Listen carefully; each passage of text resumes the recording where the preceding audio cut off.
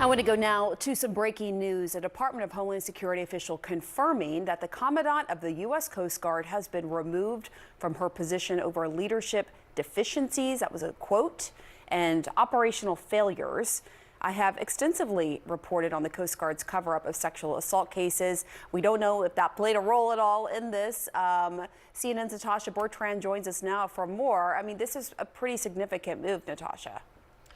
It is, Pamela, if not just because it really shows that this could be a sign of things to come in terms of how President Trump and his administration deal with military leaders that they feel are perhaps focusing too much on diversity and inclusion initiatives, which is one of the stated reasons, according to this DHS official, why Admiral Fagan was relieved of her duties as Commandant of the Coast Guard. Now, we did ask the Department of Homeland Security for reasons why she was relieved, and they did send us a list that included things like failure to address border security threats, prioritization of those DEI initiatives, which Secretary of Defense, future Secretary of Defense, if he is confirmed, Pete Hegseth has said is going to be one of his priorities in removing from the department once he does get installed here, as well as Operation Fouled Anchor, which is that investigation into sexual assault and sexual abuses committed at the Coast Guard Academy that was covered up by the Coast Guard beginning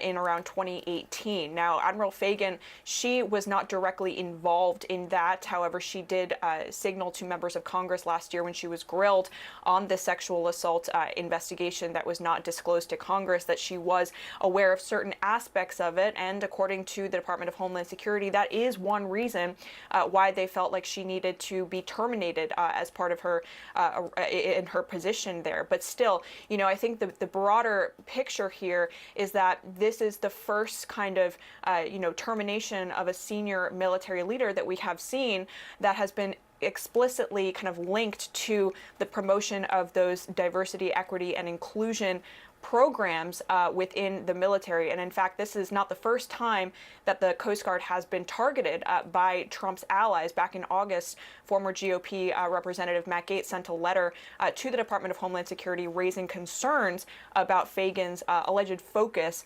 on these initiatives over, for example, other more important things like, he said, recruiting and focusing on interdicting drugs at the borders. Senator, thank you so much for coming on. First, your reaction to some of these actions. Go ahead.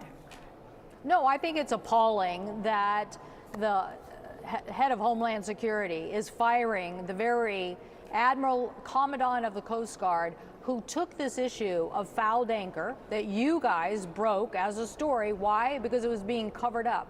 Literally, issues of sexual assault and sexual harassment at the Coast Guard Academy and at sea, and people covered it up. The only reason we know about it is because CNN broke the news.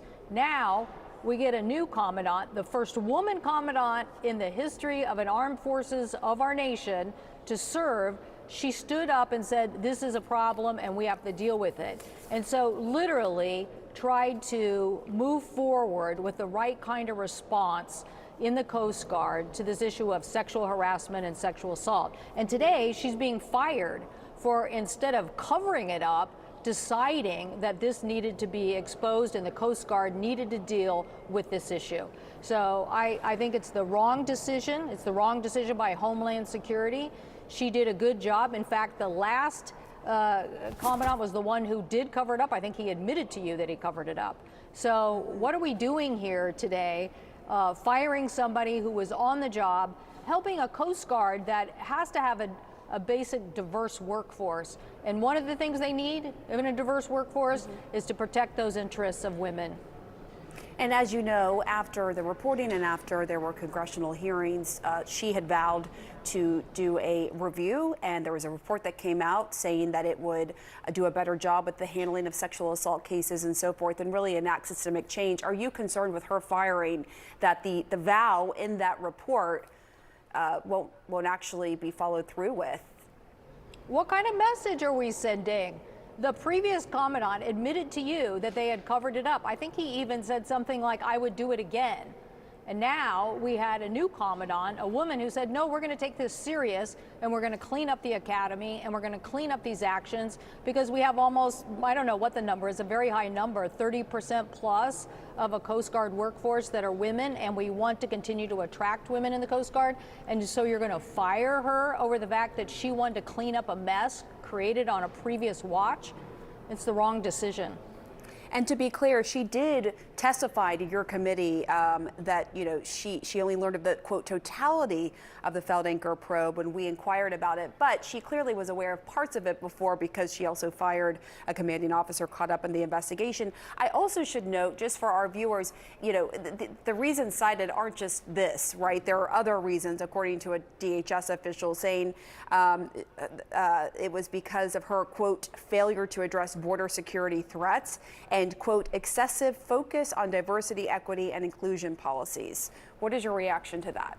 Well, I don't know what that latter part means, but if you mean she paid too much attention to cleaning up the mess in the Coast Guard of sexual assault and sexual harassment, there's no amount of time she shouldn't have spent on that. There's no amount of time.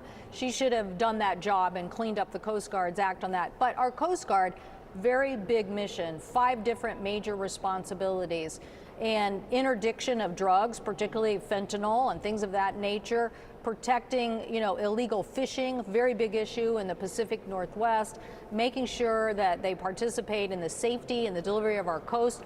So I do not want to see a commandant serving, you know, every new administration coming in and firing a commandant. You need a continuity of service in the Coast Guard that is really important. And I'm not saying you can't fire somebody. I'm simply saying what is the reason here that this is being done. And I would say people didn't like the fact that she was cleaning up the Coast Guard on this issue of sexual assault and sexual harassment. You think that's the reason? I don't know why else you make that decision today. I can cite lots of things that the Coast Guard has been very helpful on very big issues. Look, I hope this administration will get serious about what the Russians are doing impacting our fisheries in the Pacific Northwest, and they are having a devastating blow on this industry. And illegal fishing and illegal movement of these fish with the help of China is a very big issue. So I'd rather have a Coast Guard commandant right now who could help us with that, instead of waiting now how long for us to get a new commandant. All right, Senator Cantwell, thank you for your time.